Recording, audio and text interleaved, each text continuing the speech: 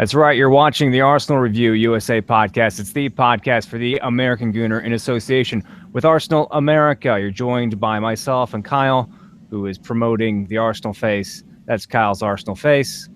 That's actually Kyle's everyday face, but I'm assuming that's what he looked like during today's Arsenal game. So we actually didn't have a podcast since the West Ham game. So a little joy there that we can maybe review, that we can maybe dip into. As we switch the scoreline and talk about the Crystal Palace 3-0, 0-3, more like scoreline. That's probably what's going to get more attention, considering Arsenal now have lost so many games. I don't even know a stat about how many games they've lost on the trot, or it's like 4 away that they've lost in a row. It's really bad, Kyle. And I actually had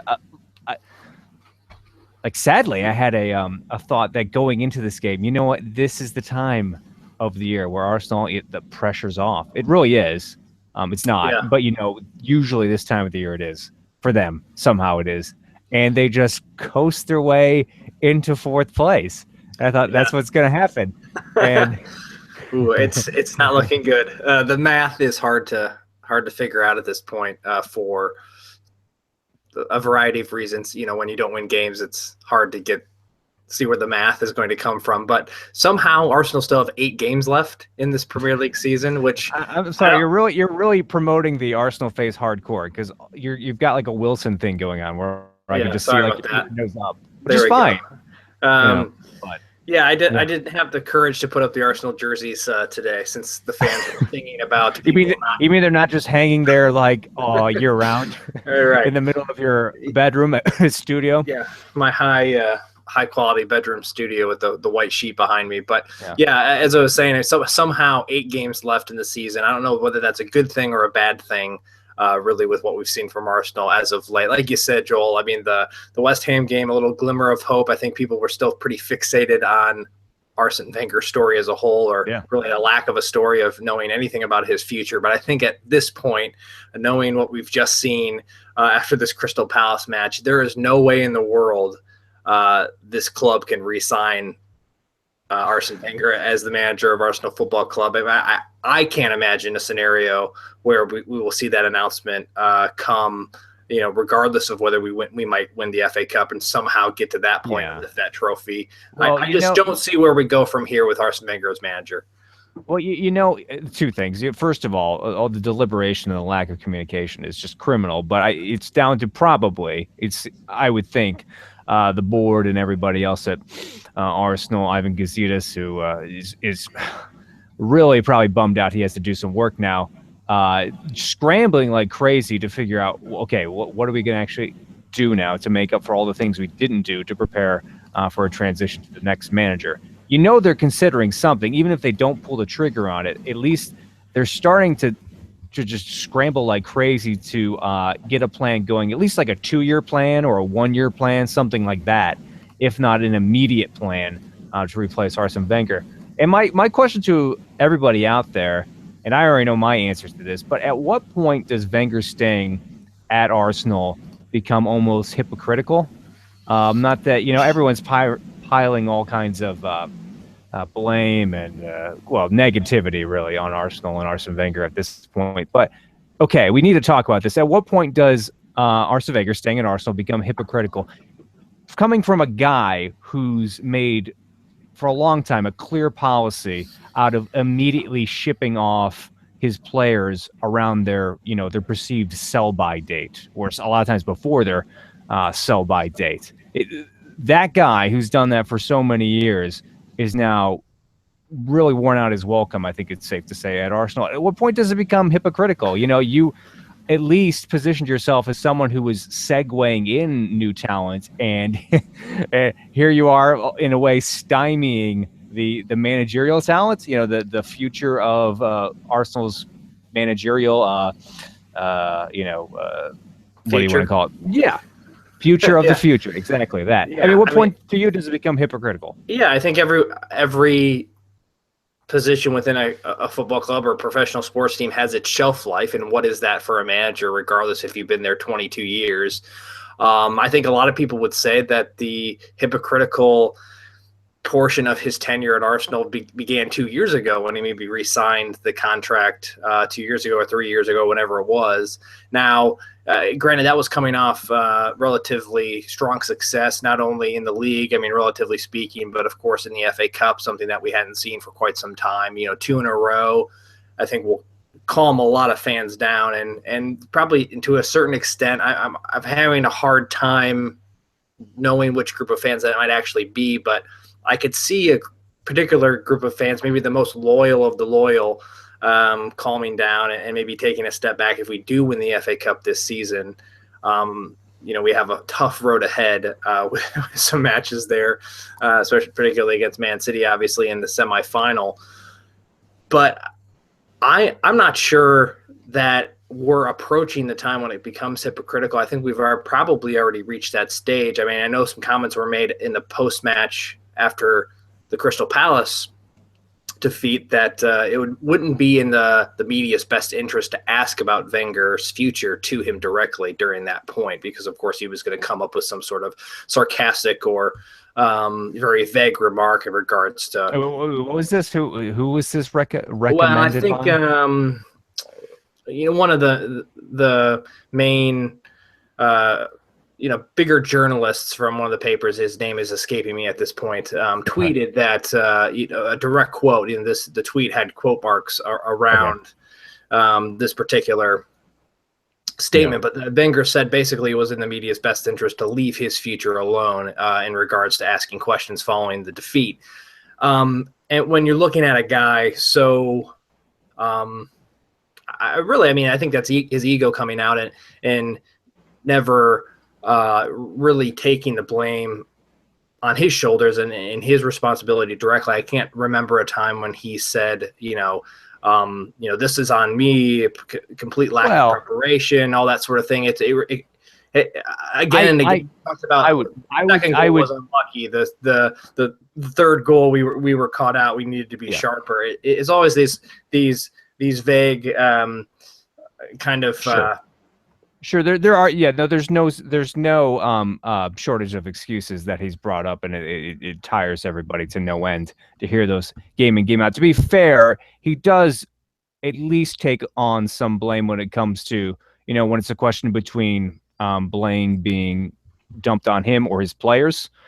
He does just religiously take the blame away from his players and kind of shift that elsewhere, sometimes to himself, sometimes to just weird things, sometimes UFO type things that no one else can explain.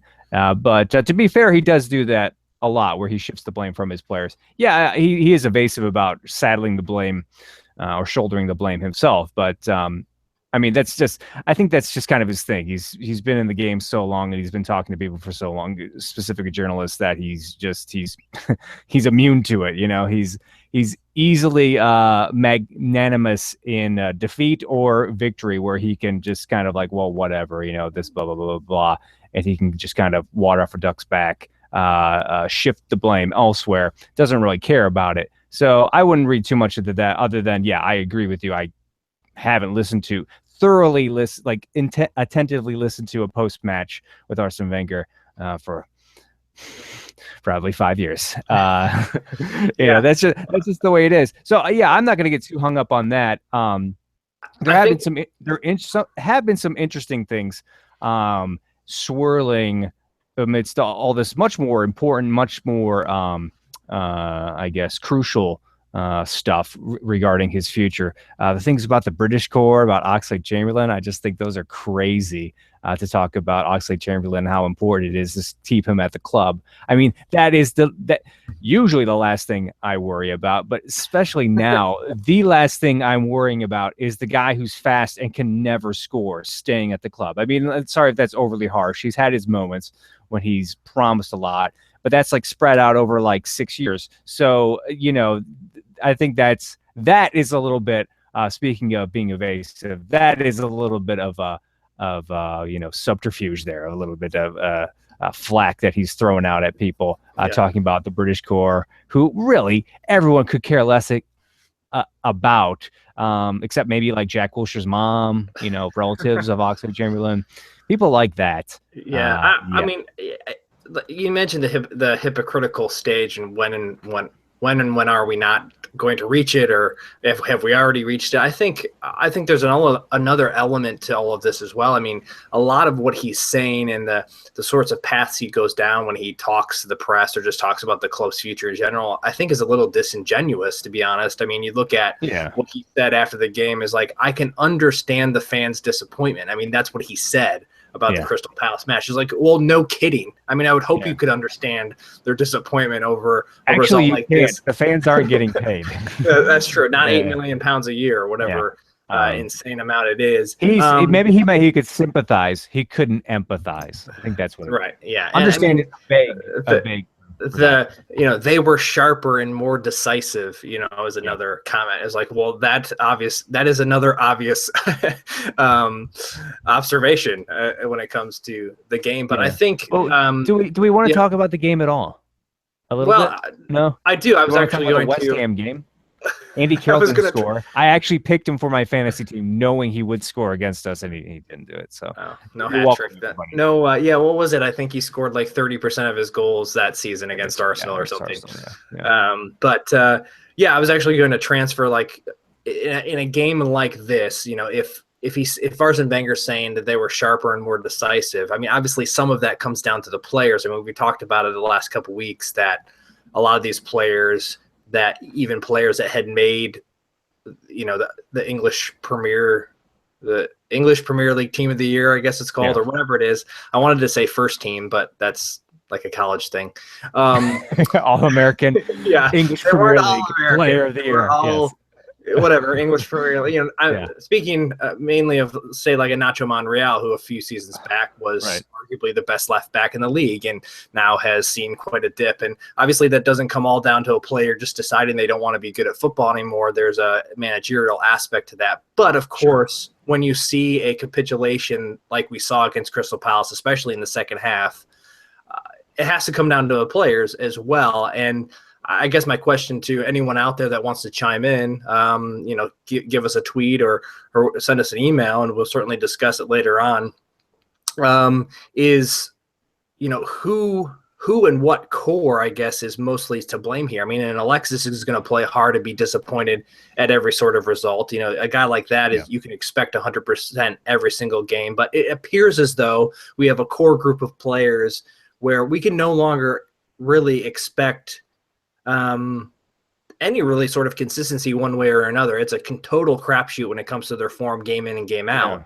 And it seems like more and more players are joining that group of, they're either going to play really, really well and give it all they have, or they're just not going to give a crap whatsoever. Right. And so there is an element of that. I mean, obviously that creeps in from what the manager is doing, but I think there's a deeper issue within the squad, it seems as though right now as well. Yeah, no, that is a good two-pronger, because I was going to bring up the topic of, and I think Jamie Carragher, this is like the last person you want to listen to after Arsenal lose is Jamie Carragher, first of all, and second of all, someone with a register that high that makes like dogs roll over and hold their ears. But he did mention it, and I was thinking this during the game, and the last couple of weeks really, is the parallels between Arsene Wenger and, dare I say, Jose Mourinho, where players collectively, like all the players, just start to check out. You can tell they're checking out. And when it becomes widespread enough of a problem that, like, okay, wait, it's not just a couple players. It's not just something they're eating before the game. It is the manager, something that they have stopped buying into about what the manager's doing. And not only are they, not sure about it, they have just like, they're not even trying anymore, almost in reaction to that manager. And that's the feeling I've been getting, unfortunately, with Arsenal players over the last several weeks here. And, after seeing it play out, textbook style last season with Jose Mourinho's Chelsea, you wonder if it's more the same there. So that would speak to something about what the manager's doing and how they've lost faith in that. But also, the group of players, you don't really have any even handful of players who are going to stick it out, even when the game's not going their way, even when maybe the manager's not doing things the way they'd like to, not coaching them basically the way they should, or the way that would promote success, engender success, and playing well against certain teams, countering the way certain teams play. And really, the only player I can think of now is Alexis. Maybe a Koscielny when he's fit. And obviously, you've got guys like Czech who are mature and experienced enough to do that. But largely, and unfortunately, pretty much all the midfield, vitally, is a group of players that that seems to have all of them unanimously checked out here for the last couple months. That goes without exception. So really, just Alexis, Koscielny. That's the only players. Those are the only players I can think of who have shown some maturity, shown some resolution here, that they're going to just play the way they play, regardless of the circumstances around them. And so it does, beg the question: what do you do going into next season? I don't think going back to the British core, I don't think the British core is the answer to that. That malaria that is like sweeping through the team right now. But it's open-ended question. No one knows. So it certainly wholesale changes beyond the managers seem to be something that are kind of on the cards here at Arsenal. Having said that, going into specifics on the game, I thought Martinez, aka Warren Beatty even, did pretty well today. No one's biting on that Warren Beatty similarity. Don't you think he looks like Warren Beatty, like when he was younger, like Bonnie and Clyde? Warren Beatty, not the Warren Beatty who can't like hand out cards at the Oscars. An Argentine, right? Bonnie and Clyde. Anyway, okay. Just does he give the wrong Oscar cards? No, I'm saying the young one. He does do something wrong with his. Actually, he didn't do anything wrong with his hands. That was the worst penalty. They should make a new rule where it's never a penalty. You're not able. It's just impossible to commit a penalty as a goalkeeper with your hands. So from like here up, it's impossible to give away a penalty with your gloves. In other words, right. There is not enough tensile strength in that any part of the body from there to there that can trip a player's legs. It's just physically impossible. They really need to. They've started reviewing things. They've started reviewing calls. They need to just take a quick look. Oh, nope, was committed with his glove. That's not a penalty. There's no way that could be a penalty. There's no way that can generate enough force coming out to the 18, chopping guys down. Yeah, it's literally a judo chop. You would have to have the power of seasoned martial artist to take somebody down with that part of your body. It's not. It was the biggest dive from Townsend. I hate when players do that, leaning into. It's one thing when because sometimes this does happen, and it's clear when it happens, where the goalie kind of turns into American like linebacker and makes a kind of sweeps them with all his arms, like farther back, shoulder area. There's some genuine force being generated by his like two arms. But when they make the contact with like the finger touch, like, oh, I got his shoelace, like that's never a penalty. So Michael Oliver, what do you expect? He wasn't in a position anyway, really, to make that determination. I mean, when is a ref ever? But it's just annoying. To see that given once again, especially when I don't think it would have changed anything in the game, but to see to a player who is so terrible and played so long at Tottenham. Well, that's the thing. I mean, Arsenal didn't have a shot on goal in the second half. That's one stat you can look at. So it's not like we would have. We probably would have lost 1-0 if you look at if from that side of things, but. Yeah, what's frustrating about some of these teams that we're losing against, especially at Crystal Palace, is so many of these teams, it seems like nowadays, Hull City is a different story because they're down at the bottom of the table as opposed to the middle, but they're just made up of like misfits from other clubs. It's like maybe the sideways movers. Yeah. I mean, maybe actually not even, you're right, not even that. It's like the downwards movers, Yeah, I mean, I used to be at a decent club. Now I'm a star, It's right. Yeah. Now I play all the time.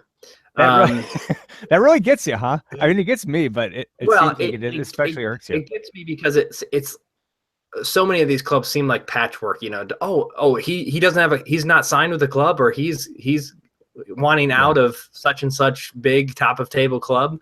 Let's go ahead and sign him as a. It really is so MLB. These English players and English clubs, the way it's just like, it's almost like trades. Like in other clubs, it's a big deal when a player moves. Like, ooh, they really had to pony up. It took a while. They had to pony up the cash for, Alexis Sanchez or whoever. But yeah, it's like these, the faceless, sorry, English people out there, but the faceless, like English, like sideways movers who just go for like, but I mean, not even that. I mean, clubs. It's just like a trade. Yeah, not even that. I mean, you got Benteke, you got Cabaye. Guys that were decent enough with the big clubs that they came from, but now who's Benteke at before Liverpool, obviously, but before Liverpool, who's he was with Aston Villa.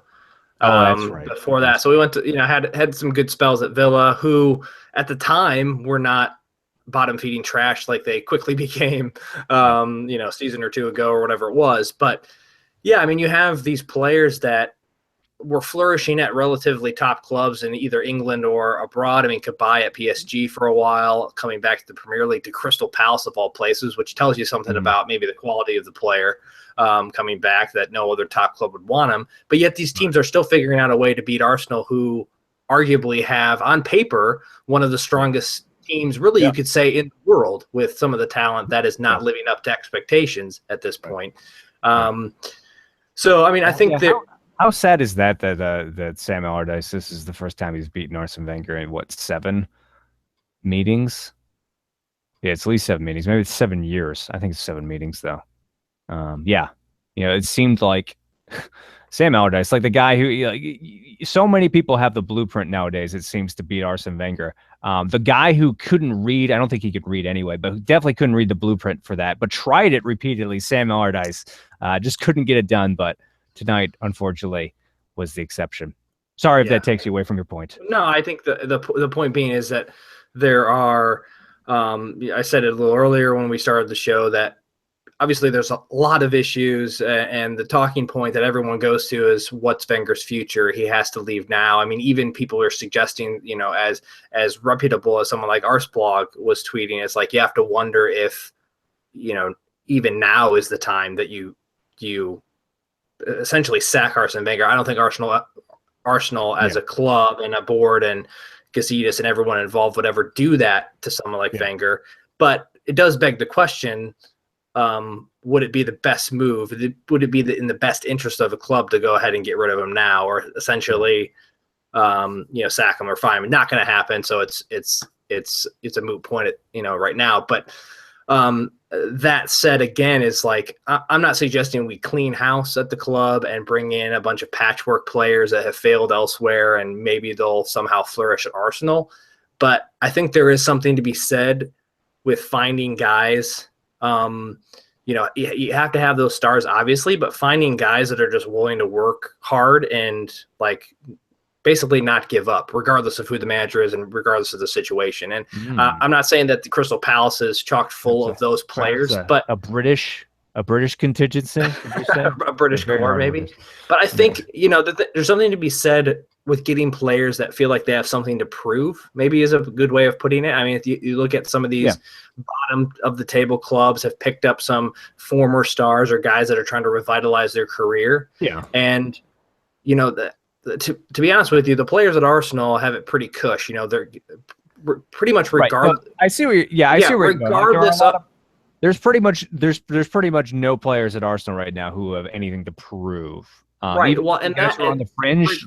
Regardless of performance, every 3 or 4 years they're getting offered new contracts. They might not get a huge pay raise, but I don't think there's ever been a player, at least in my 20 years of supporting the club, pretty much right after Arsene Wenger became manager is when I started following the club as a teenager. So not in all serious manner, who are your top 10 worker bees that you would bring to?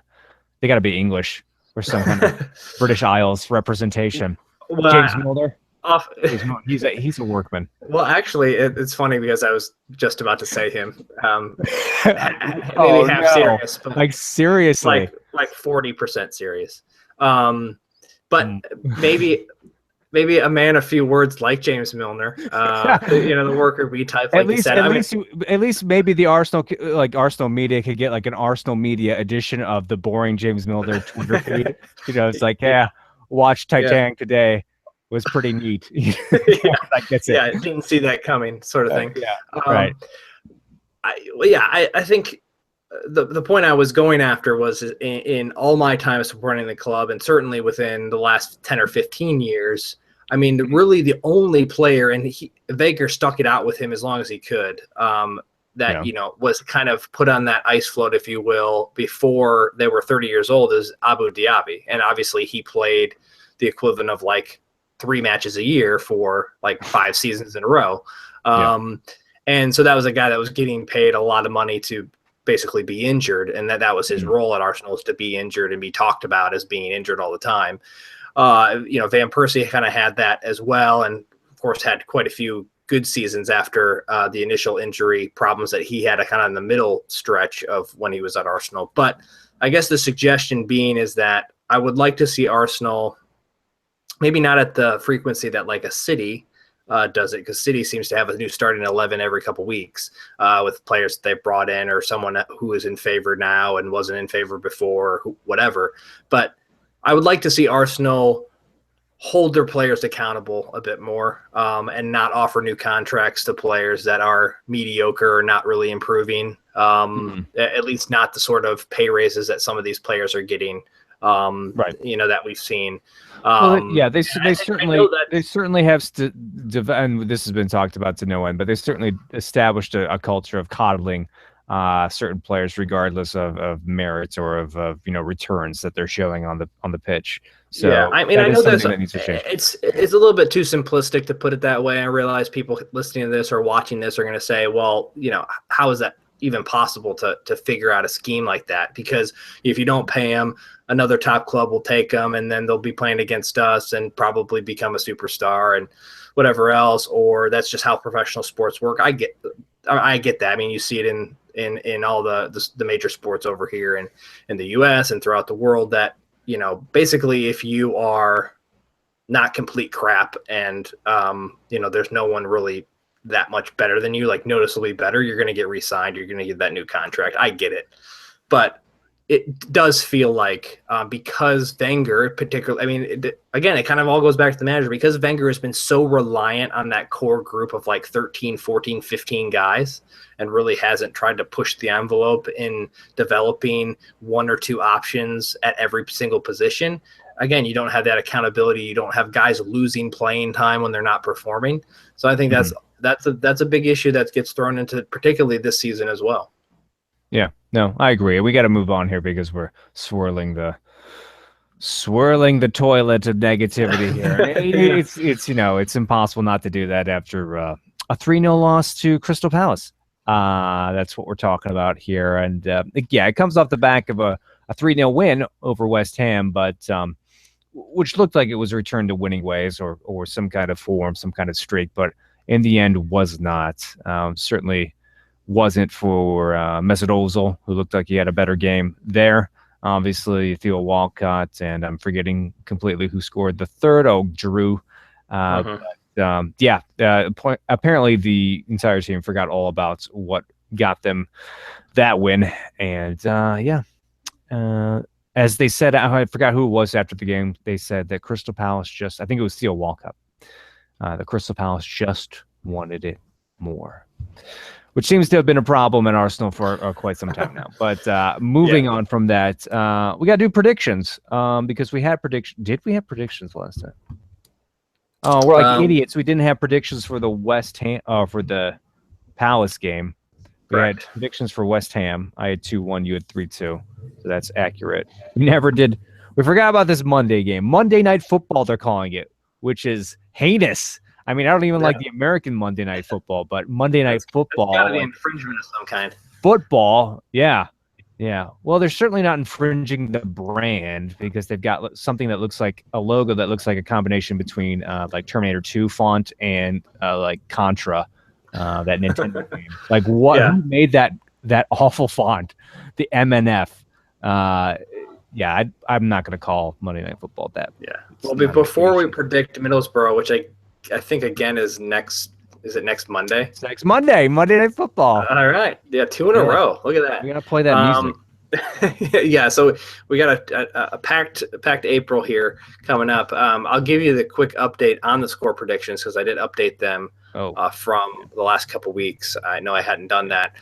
So I'm still in the lead at 40 points. You're in second, Joel, at 36 points. Laird at 32 points. Austin, Joel at 24 points. And the show guests, which essentially get screwed throughout the year because we often forget to get the prediction from them. And we oftentimes well, that's pretty much usually the case that we forget to get the prediction. They're at 22 points in 5th place, but they could have more than that. They actually could have less. It's kind of a guess, really, throughout the best guess. But so we do play Middlesbrough on Monday Night Football, which is really weird to say. Joyously away again, so we can make it, 5-6 on the trot losses against Borough, but it probably won't. I'm just baiting you into a prediction there. Okay, so am I going first? Yes, go ahead. Okay, so that is on the not the eve, but the game before the big FA Cup semifinal at Wembley. Yeah. I mean, I would like to think Arsenal are going to want to play a match that's respectable before that particular FA Cup semifinal. They're going to want to. Yes. But are they going to want it more? Yeah. Will the desire be there? I will say, I'll say Arsenal will win, but we're still going to leak some goals. I say we win. We'll leak a goal. We'll win 2-1. That's what I had. 2-1. 2-1. Yeah, it's going to be a narrow victory, I think, at best. Luckily, happily, Middlesbrough can't score, at least up until they play us, when I'm sure they'll score. But okay, in case you're wondering, not having a captain is 300 quid. 300 quid. Oh, really? So there is a fine. Yeah. Yes. There is a fine. It's 300. If you do it again, get this. If you do it again, it's 600. And then on the third occasion, it is 1,200. So this is from like 1895 when the league first started. Apparently, they really want to crack down on this. It's a problem. Not having a captain. The Independent, where this was all published, did point out that it's no worry, though. For example, Koscielny could pay this fine in about 40 minutes with what he makes. So, really, maybe that's how they did it. That long? Maybe that's how they did it. Hey, buddy, you didn't pass the armband to anybody. Like 40 minutes, you mean like in his salary? In a 7-day, 24-hour week. Yes, basic math. He gets like 75,000 a week, and that. It wasn't my math; it was the Independent's math. Okay. Okay. Well, just for everyone crunching the numbers, so let's say 24 times 7. This is riveting. That's 168 minutes. Yeah. So divided by 168. Yeah. He makes. Oh no, he makes. So he makes $446 or pounds an hour. If he gets paid every hour of the week, which I guess essentially they do. So they're on salary. Yeah, about 40 minutes. You're right, about 40 minutes. Hey, I don't think they literally punch a clock when they go to training. Yeah. If they not for Arsenal anyway. Maybe that's how the worker bee clubs work. Just before we leave, I want to round out your top 10 worker bees that are going to come to Arsenal next season. So you're going to have probably Craig Dawson. You're going to have Craig Dawson. You got to have Gareth McCauley in case there's an identity, advantage that you can exploit there. So there's 2. Who in midfield would you have besides James Milner? James Milner. Just his back knee alone on the Arsenal jersey, Arsenal kit would be just a sacrilege. Yeah, you're looking up people. Well, we already got Danny Welbeck. No, I was actually looking at there's a couple players in Crystal Palace. I can't think of their names. This is going to be like Blaney? Totally out of left field. Yeah, so like he's Irish. Yeah, I was thinking big bearded guy. Even harder of a worker. Yeah, and he, is kind of a hard man, and I actually really like. I don't know if he's with them anymore. This is why I wanted to look at the roster. I like Dwight Gale, someone like a guy that's worked his way up through the ranks. Isn't he French or no? No, he's a little more the same. Is he not French? I didn't think what about that Matthew Flamini guy? He would be a real hard man in midfield. Careless, but. Here would be a good example of what Arsenal have seen, and actually he really helped us in the season he was on loan. Yossi Benayoun was he was a great role-playing kind of utility guy that worked really, really hard for a team that he was only on loan for because he just was that sort of player. So I can't, off the top of my head on a live broadcast, I can't necessarily think of the top 10, but Yossi Benayoun comes to mind as a guy who we've actually seen in an Arsenal shirt, who I think was very productive and gave Arsenal a lot for Danny Drinkwater. I'm just thinking of the most British names ever. Snodgrass. Yeah, I was gonna say. I was gonna say Snodgrass. I mean, it's a great name. I saw a lot of jerseys, but yeah. Okay, so never in 5 years, never in many years would I ever imagine us talking about this seriously we're not talking about it seriously. Everybody, for the record, we're not talking about this seriously. But yeah, certainly there is something that needs to change in a lot of ways, but probably also in the clientele of players coming into Arsenal here the next season or so. But that's the joy of summer. We're coming up to summer, and everything's going to change like it always does in summer. So how many games do we have left here? 8 league matches and at least 1 FA Cup match. 8? Yes. I think it was less than 8. Okay, whatever. Do you want to hear what they are, Joel? No. No, we have a few left. And that's just to my point, a few left, and then it's the summer, and we can look forward to maybe, hopefully, exciting new things at Arsenal. In the meantime, it's just a countdown to see if and when any announcement is made about Arsene Wenger. It is a shame that we're having to have these conversations on a weekly basis, but we talked about this before, several times with anybody is that your Arsenal face? You're showing your Arsenal face there. Yeah, that was your Arsenal watching Arsenal face. Yeah. We talked about this before. Like anybody at any job, who has done well for the company, but as for whatever reason his performances have fallen on hard times, is going to be called into an office at some point and told, "Hey, sorry, your performances haven't been good for a long time, about 5-6 years. We're going to have to let you go." That person, as much as it hurts, you can't, with a straight face, accuse that person who's letting you go of being disrespectful to you, of hating you personally. I mean, those are things that there are accusations that are slung at people who are saying it's time for Wenger to go, and some people, they do say it in the wrong way when they say that. But just by virtue of pointing out that someone's not cutting it anymore, I mean, it's just a subjective observation. It's people treat it like managing a football club is not a job. Like, right. It's like your child. I mean, and that's natural because it is like something for us on our level. It's something that you're very attached to, and you'll never let go. We're not gonna switch clubs.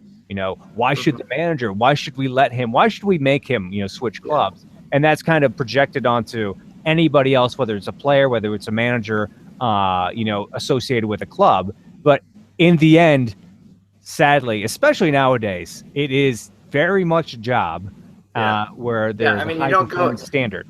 This will resonate well with people over the next week or so. I mean, you don't go to your accountant and be like, "Man, you really screwed up last time, but you know what? I'm going to keep you on. I'm going to re-sign you to that 2-year contract because that huge mistake you made on my taxes where I got audited. I am being investigated by the IRS, but hey. But you know what? I have a personal relationship with you, and your job is safe. So or someone, people pulling someone off an airplane probably would never happen forcefully, but you never know. Someone probably should lose their job for that. Yeah. Okay. Well, our parallels are getting crazy. So we'll stop it at that. Yes. Okay. All right. Anything else you want to wrap up here or touch on here before we let people go? Because I'm sure they stayed with us all the way here at 10:41 Eastern Standard Time after West Ham. I know we've really Arsenal been pulling the Arsenal form in terms of contests and all that sort of stuff, and I know I don't know that really helps people like get up for it, but we'll post something. I think we failed again to do it last week, but we got a few people to follow up with regarding winning prizes, and we have a few more things to give away this year, and we'll continue to do that. It's fun to do. We like giving free things and free swag away to people that engage with us. So if you want free stuff, if you like what we're doing, just continue to talk and interact and engage with us, and you'll most likely get something in the mail sooner rather than later. So thanks for everyone for tuning in and for listening and bearing with us. I guess I'm going to just throw it out there. Even if you don't like what we're doing, become a patron. I don't care if you like or dislike what we're doing. Just become a patron and support the show. Just like you blindly support Arsenal. You idiot. You idiot like us. Yeah. Okay. That's a great kind of call to action there at the end, is try to deflect your loyalty from Wenger and Arsenal just a little bit, and past that, if you don't want to renew your season tickets, go ahead and at least renew some of that money into our Patreon program, and you'll get some free stuff out of it. I mean, it's not free, I guess, if you're paying. Never mind. Yeah, right. Well, wrap it up here, Joel. I'm being facetious. We're all idiots when it comes to supporting Arsenal, but it's something we're gonna keep doing, at least until next week when we review the Borough game. So until then, as always, remember, support the Arsenal and try to have a good week.